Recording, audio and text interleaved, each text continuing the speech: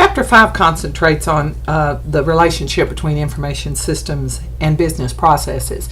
When we talk about the various information systems that are available in the organization, we oftentimes describe them based on their function. And we'll talk about, marketing information systems or finance information systems, accounting information systems, and management information systems, for example. We all are very much aware and acquainted with, and we understand this silo perspective. And by silo, we simply mean functions in an organization. And here's one function, and here's a function, and here's another function, and another function. And we refer to them as silos because typically what happens is we get in our own little world, our little silo, our own little department or function, and we exist. And in that world, we have our information flows going up and down our silo, staying in our department. But very seldom do the information flows go horizontal, where they're crossing the various functions. And we've always used the term throwing it over the wall as information moves through the function, and then every now and then it rises to the top of the function and it gets thrown over the wall, and maybe the marketers need to see something that the accountants have had. But this failure to integrate has just been discussed widely, and I think all of us as management students understand some of the inefficiencies and some of the challenges that are brought about. We also understand specialization and how we can go back to the beginning days of Fayol and Taylor in the early 1900s and classical management theory and organizational design and so forth, and we can understand where the functional perspective, how it came into being. But the fact still remains that there are oftentimes multiple problems in the organization due to the failure to integrate across functions. It's often been said that information technology is the great integrator, and this is true for so many reasons and on so many levels. But when we one of the things, and I'm reminded of one of the Porter frameworks, the value chain, that says that in reality in an organization we just have this chain of activities that, and each one of them either in some way reduces the cost or adds value to our ultimate product or service. But it's a chain of activities on the way to the development of that product or that service, whatever it is that we exist to create and to market or whatever. Of course, this idea of the value chain and these activities, this is a process view because processes are inherently integrated. A particular process in an organization is not necessarily going to be confined to one department. A process will oftentimes cross the silos or the departments or the functions. And your book has some examples in this chapter, in fact, that kind of shows that. On page 140, it's showing the cross-functional nature of business processes. It gives you a sample procurement process, and it helps you to understand how this starts maybe in operations and goes through into accounting, but how it crosses. So when we view information systems or information technology and the application of application technologies, when we view that from a process perspective versus a silo or a functional perspective, this is a much more highly integrated view. And as we think about business processes, what exactly is a business process? Well, it's a set of activities that are kind of interrelated and sequential, if you will, that ultimately turns inputs into outputs. And so if we understand that that's our goal, we're trying to turn some types of inputs into outputs, and a business process is nothing more than a set of activities, along the lines attempting to achieve that goal. And so if we think about your book also gives you, in this chapter, it refers back to the Zara department store example that has been that continuing example throughout the text, and it talks about a comparison there at the bottom of page 141, where the Zara discussion actually begins. You see a figure that shows you the comparison of the silo perspective versus the process perspective, if for some reason you're not sure you have that settled in your mind. But then it also, the book does there, it discusses for you, the Zara's example again, and brings it into this information, or compares it to and relates it to, applies this information to it. But over on about page 143, it begins to talk about changing business processes. And what I want to talk about primarily in this chapter, again, my goal is not to repeat to you what's in the chapter. You've read it and you can understand it and direct questions at me about those areas that you perhaps don't understand. But I want to kind of expound upon that, if you will. And I want to talk for a minute about business processes. And I first want to ask you to think about some business processes that you encounter. Just a process. How do you go about letting the people at work know when you're going to take vacation? What's the process of asking for vacation time? And at the end of the day, yours is going to be this week and somebody else's is going to be. What's the process that allows that to occur? What's the process of changing jobs if there is an opening in a different department that might be an opportunity for advancement for you? What's the process of getting that job? Is there a bid process? What are the policies? What are the procedures?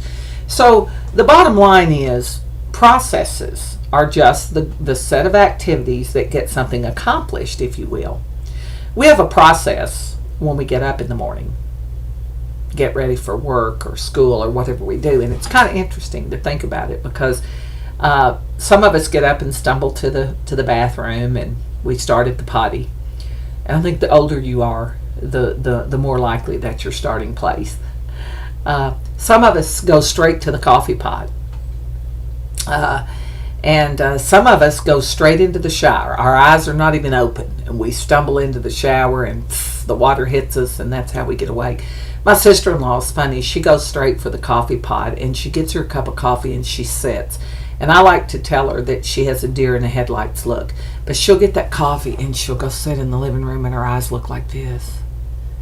And she sits there for about 15 minutes, and she drinks her coffee. And she just kind of looks around. But that's her process. That's how she does it every morning. And if you get up every morning and that's your process, it's hard not to. You're traveling and there's not a coffee pot in the room, or maybe some of you are going to be really committed and you're going to head out of the room and go find the coffee, before you can take your shower or whatever. So just think about processes. And as I say, that's just one that comes to mind. Your process works for you, and it not only works for you, it's right for you. For example, if you try to take a shower before the coffee pot, if my sister-in-law tries to get ready without the sitting around and staring for 10 minutes, it's not good. It's not good. It's not productive, and she messes things up, and she'll forget to do some part or piece, whatever. And she'll say it messes up her day. So I guess what I'm trying to say is the process apparently is good because it suits you and it works. And as a matter of fact, if I do it differently, it not only works, if I don't do it that way, there are problems. So it must be a good process. How do we measure a good process anyway? What is a good process? One that feels good, one that works, one that takes the input and turns it into output? Or is it one that takes the input and turns it into output quicker, more efficiently? Or is it one that takes the input and turns it into better output? How do we measure? How do I know if a business process is a good one? Well, here's the deal that you need to think about. Most business processes, well, and I guess I've said that to say this. If I can know what is a good business process, then can I know how to develop a perfectly good business process? And then I can develop good business processes. Well, the fact remains that most business processes were never designed or developed. They just are. Did you ever sit down one day and say, okay, I'm 18 years old now, I'm employed, I've got a job, I'm going to need a new process in the morning called how to get ready for work. Now let me sit down and design this. I'm going to have this amount of time and these resources, and these are going to be my underlying assumptions. These are going to be my objectives. And this objective is more important than this objective, and so yada yada. So given all of my constraints and all of my resources, this is going to be my process, and it's going to be very efficient given the level of effectiveness I need. It's going to be very well designed, and this is my process. Well, of course not. Of course not.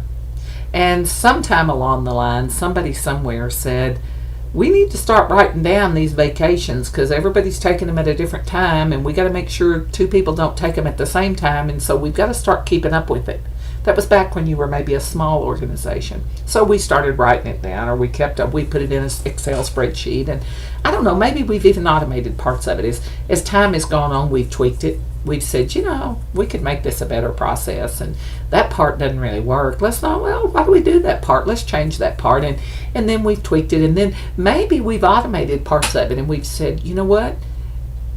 It's still the spreadsheet and so forth, but can we just make the spreadsheet available to everybody and lock the parts of the spreadsheet where you've already written in your date so nobody can go in and change your date, but make it available so if you want to fill in a date, all you have to do is make sure somebody else hadn't already done that date and you just fill it in, so we can kind of automate it, and that makes it a whole lot more efficient and probably even more effective and certainly more productive because other people don't have to stop and look it up for you. And so we've made some improvements, but at the end of the day, we're still doing it just like we always did it.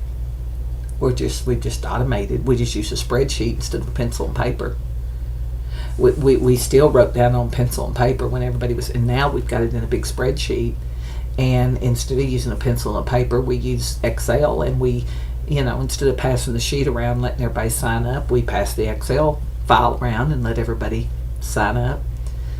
Are we really doing anything fundamentally differently? Or are we just automating the existing process?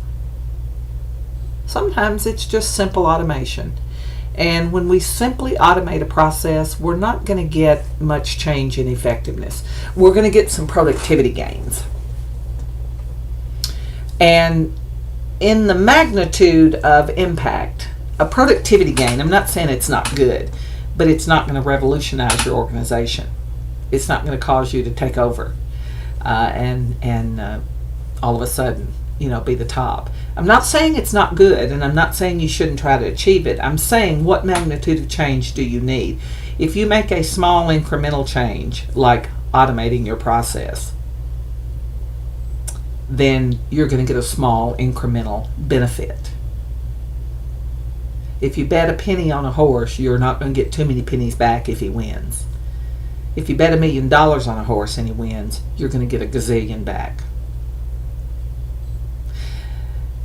The bigger the investment, typically the bigger the bang. So think about that in terms of magnitude of change. And I've said all that to say this. The bottom line is, sometimes it's fine to simply automate an existing process. And in terms of applying technology to the workplace, sometimes just simply automating it is a very good thing to do. And again, it will almost always bring productivity gains, which is in and of itself good. It's a good thing. It just may not, totally change, the way we, our cost structure or our competitive. It's not going to have as much impact on the effectiveness realm as it is on the efficiency realm. Now, there will be some effectiveness, for example, less human error, which means it'll end up being a better outcome. And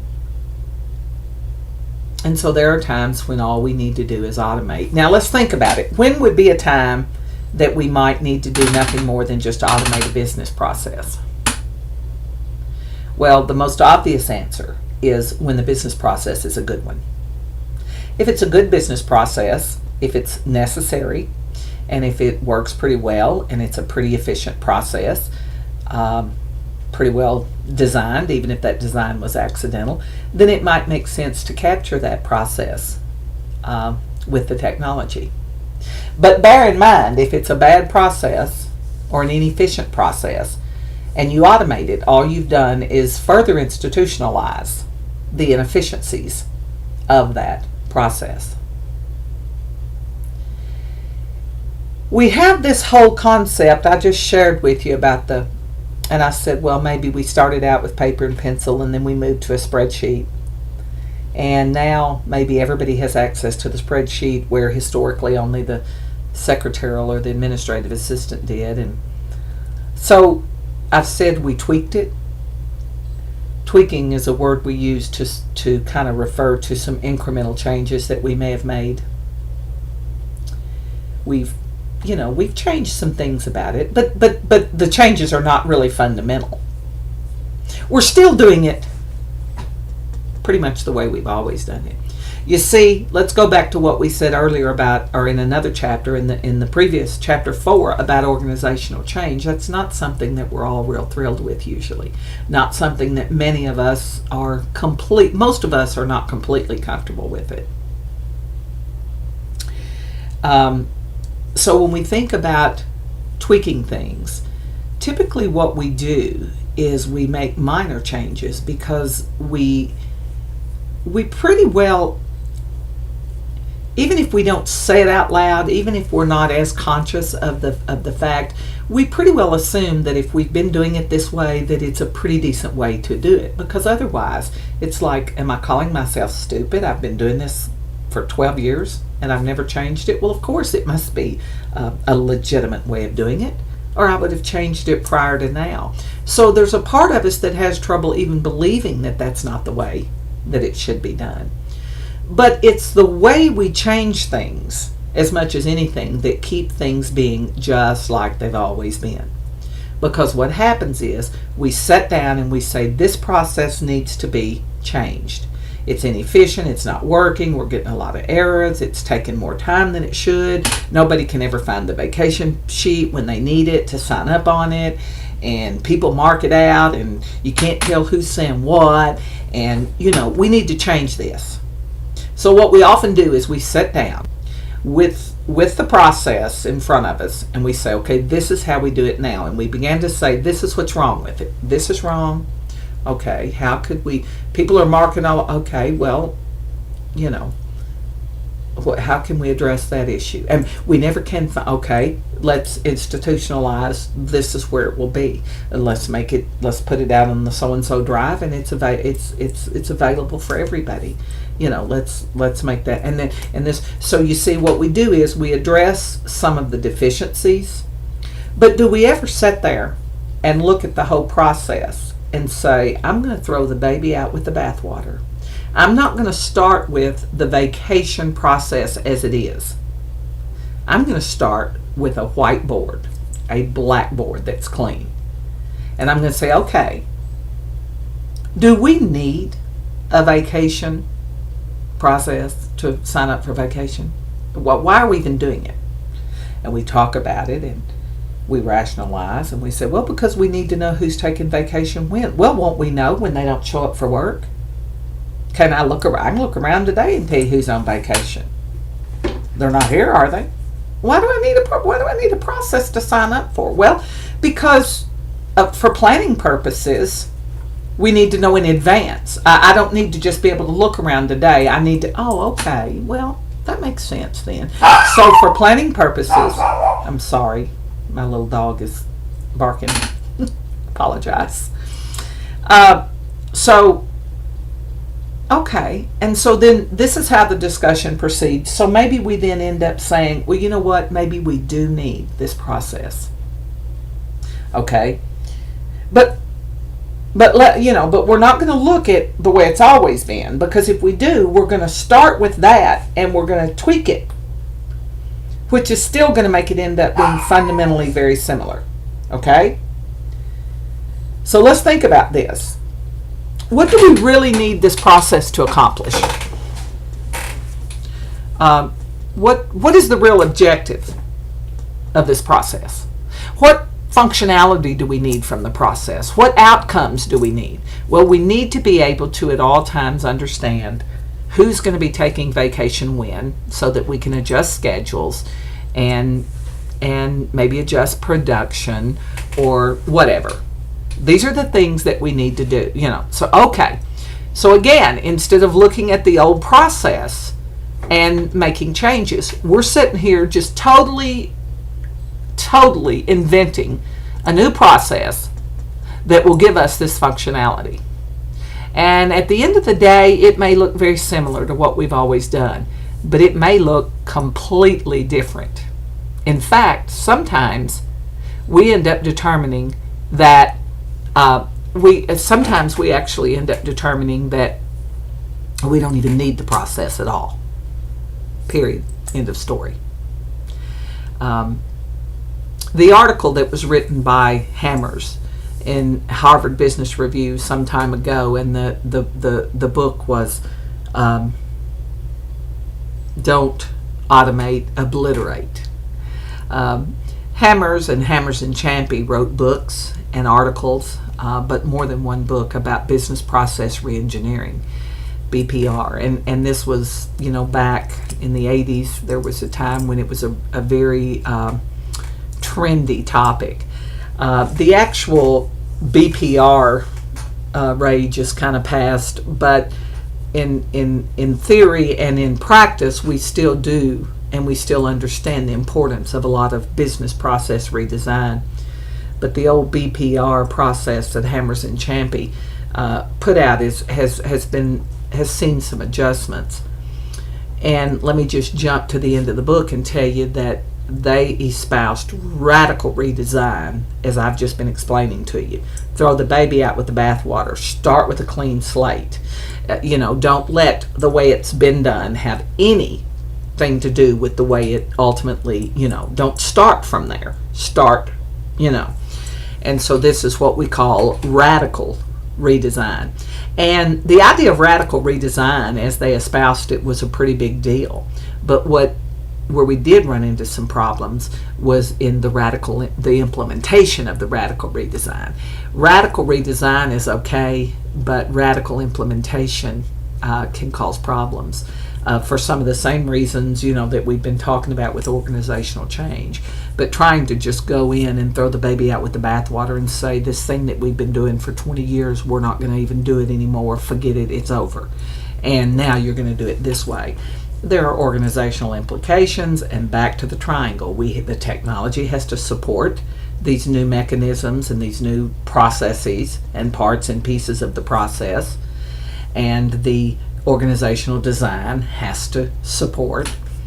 And so, it's not a minor undertaking. So Hammers and Champy really saw and understood a lot about how, if you want radical change, radical impact, it takes a pretty major change to get that.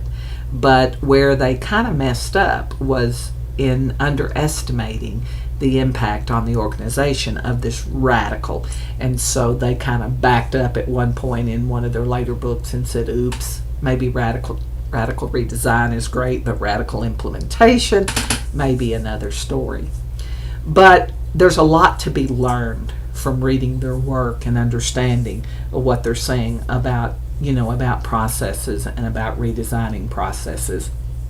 And it's it's certainly very true that most of our processes have just come into existence quite by accident.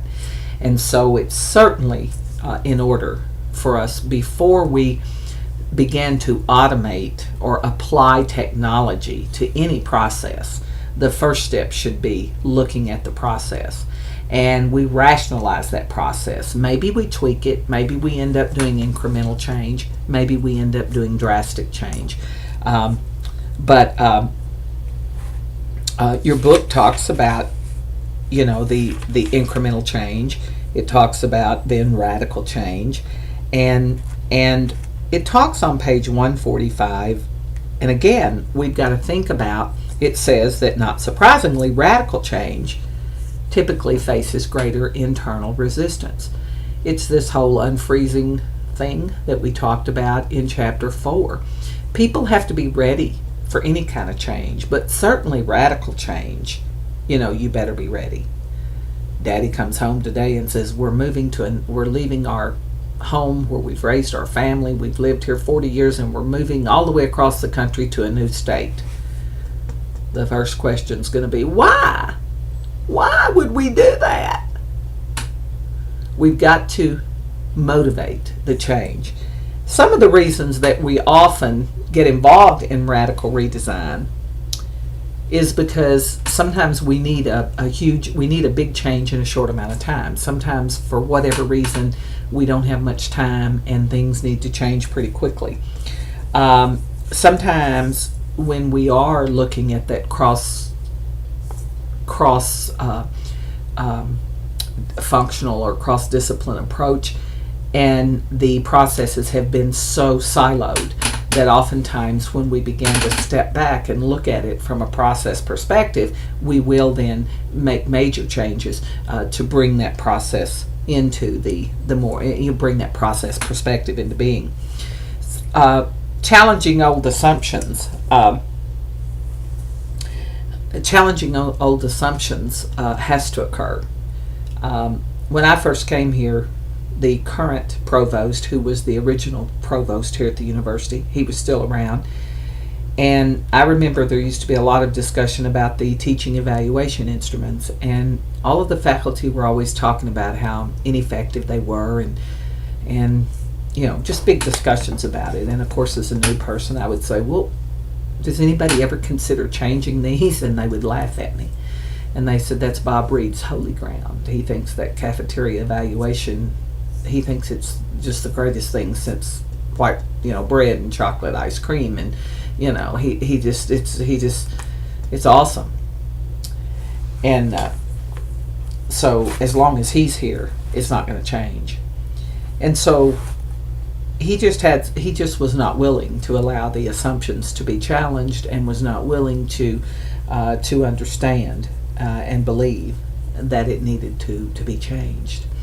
When he announced his retirement, it wasn't but about 3 weeks till it was also announced that this is the new committee that's going to be looking at the possibility of changing evaluation systems. But so we get holy ground, and I mean, this whole idea, because this is the way we've always done it, but sometimes it is holy ground to a particular decision maker or a group of decision makers. Please contact me if there's anything about the business process reengineering or business process management or any of that you don't understand. But I also want to talk to you for just a minute about the back part of your book talks about enterprise systems, and it talks about workflow and managing the business processes. Enterprise systems are very process oriented, and when we talk about enterprise systems, we're basically, and this discussion begins on page 148, and it's a set of information systems tools that are integrated, and organizations use them to enable the flow of work and information across various processes in the organization. For example, let's look at the and so that's looking at enterprise systems as just a broad word to encompass systems that span the processes across the organizations. But oftentimes that word is used to refer to the ERP systems as well. ERP, Enterprise Resource Planning, which the terminology for that is much more operational sounding, because the early ERP systems were materials and production oriented and production planning and kinds of things. But when we're talking about enterprise resource planning today, we're really talking about these comprehensive packages that integrate the processes across the organization. And so you can buy, you can implement an enterprise system that will have a component for HR. It'll have a component for the operations. It'll have a component for the for the accounting and the financial components. And then also you'll find that many ERPs today are starting to include supply chain management components and customer relationship management components as well, and even some doing product life cycle components. And so all of these are mentioned for you here on page 151. But these, when we talk about an ERP, the characteristics are listed there on page 152. They're designed to seamlessly integrate information flows throughout the company, where we're all on the same page, we're all using the same data, and if I, information that I'm going in, it doesn't just live over here in my silo anymore. Everyone can see it, everyone can access it. It's like our MyUSI system here now. I can go into MyUSI portal and which is the portal for our actual banner system. But the banner system is an integrated system that has an HR component, and it has an actual operations component, which is our student information, registration, grades, that's our operational information. But it has the accounting and the finance and all of these things. So it integrates all of these together. They are typically commercial packages, and they capture the way, for example, when we implemented our banner system, there were things that we did here that the banner system wouldn't do it that way. They wouldn't do payroll exactly the way we did it. We had this weird thing where in January you got no paychecks, and in December you got two, because we got paid on the first day of the month. Well, then for some reason the January payment came in on December 31st instead of January 1st. Well, that's no big deal. We still got 12 paychecks a year. You just got 2 in December and none in January. So who cares? Well, but when the new system came on, the payroll system and the banner system would not pay 2 paychecks in the same month for salaried personnel. Wouldn't do it. And so we had to change that, and people are like, well, who cares? So now my check is going to get here on January 1st instead of December 31st, which is what it should have done anyway. Well, who cares is that last year, as this year has progressed, you didn't get a paycheck in January this year, because you've got 2 in December. So you didn't get any in January. And so now we're sitting here at the end of the year, and our 12th paycheck is now not going to come on the 31st of December. It's going to come next tax year. So what you do is you end up with one tax year. We ended up with a real lumpy tax year that had a whole month's wages not there, which made you make a lot less. Has tax implications, but for example, let me just give you one example. If you pay child support and it's based on your income, it looks like you just had a big pay decrease, and that's not true. And then when you get an extra one in another year, it makes it, so there are just complications that can arise from that. Enterprise systems are quite expensive. I mean, very expensive, and they are very expensive. It's huge organizational change, so it's a big deal to implement them, and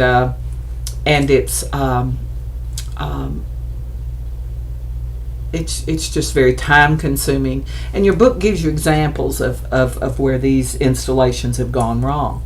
The other thing is, everybody who uses a particular system, they do their processes exactly the same because the system dictates that process. So now, do I lose competitive advantage because of that? Because we're all doing it the same way, then how are we going to get competitive advantage from our processes? Well, you're not.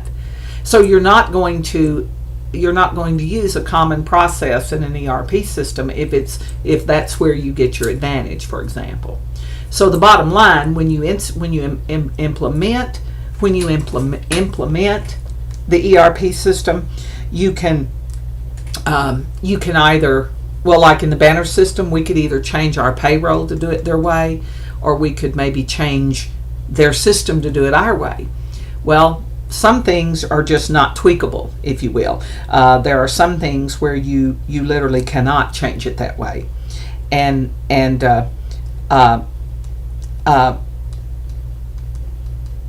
I'm sorry.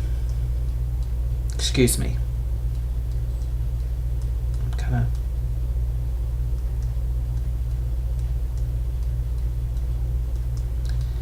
I'm sorry. I had a kind of a semi-emergency going on there. I've sent my husband a text to the front of the house telling him to take the casserole out of the oven, or we're going to have burnt casserole at church tonight. I'm sorry. So that's one of the big questions and one of the big issues is, do we tweak it? Well, of course. Well, why wouldn't we tweak it then if we can and make it do make it do it my way? Well, because in the first place, we would think that an enterprise system would capture best practices. So if this is, the bomb diggity system, and this is how they do payroll, then maybe that's the way payroll ought to be done. But then also, you've got the whole issue that when I tweak the payroll, then when we get an upgrade, the upgrade will be untweaked. And so we'll have to tweak it with every upgrade. And then what happens when an upgrade comes along that isn't tweakable to that degree? So again, just, there can be major issues involved, and even long term when we make these adjustments. So this is just some food for thought when we think about enterprise system. But this chapter also talks about the SCM component and the CRM component. And the important thing here is for you to understand, you can read, supply chain management is nothing more than transparent information flows up and down the supply chain. If you're going to be in a just-in-time environment, you better know that my widgets are in Henderson, Kentucky, and they will be here in 42 minutes. That's important. You have to see, and you not only have to know where your widgets are, but you have to know where the metal is that's going to be used to make the widgets that you're going to need next week. It's this all the way down the supply chain and all the way up. I can check with FedEx and know exactly where my package is right now. That it's arrived in this city and it's moved to that and it's being put on this truck. That's what supply chain management is about, and it's managing the information flow up and down the supply chain. It's all about coordination and communication, and it cannot exist in any real sense of the word without the technology, and it is huge. And this business to business model on the internet is so much of that supply chain management, and that's where the biggest part of the e-commerce, if you will, comes from, or the e-business. Customer relationship management, again, it's about managing the relationships, and relationships are about information and about communication. That's what relationships are. How do we build a relationship with a customer? By knowing what he or she needs and desires, and by remembering that, and by automatically acting upon that. And so customer relationship management is just software programs that support several types of activities that would help you to capture, to do anything that would enhance the relationship with your customers, but that would include capturing information, and then even alerting and prompting, and so the list just goes on and on. But more and more today, we are seeing these two types of systems being a part of the actual enterprise systems. So once more, if I've left something undone that you would like to see me to expound on or say more about, please just email me or call me.